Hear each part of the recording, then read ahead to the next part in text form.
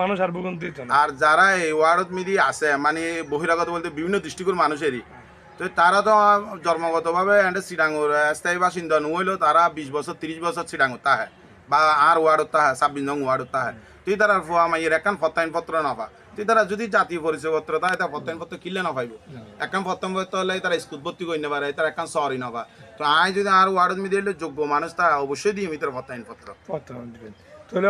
আর আরেকটা জিনিস শুনি যে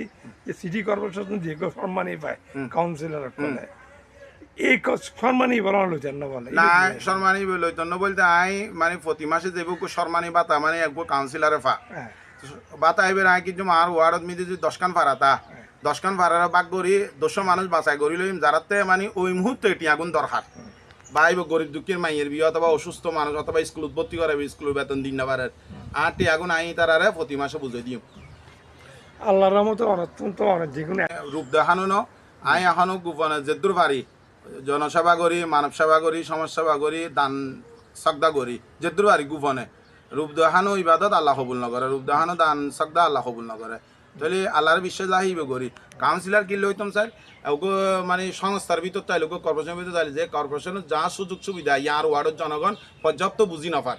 পর্যাপ্ত বুঝি পাবে না কাউন্সিলর হইতাম স্যার দি ইতারার হক ইতারার পর্যাপ্ত বুঝাই দিবে বুঝে দিবেন না বলে ইয়ে নেই মানুষ তো চিরস্থায়ী না বা না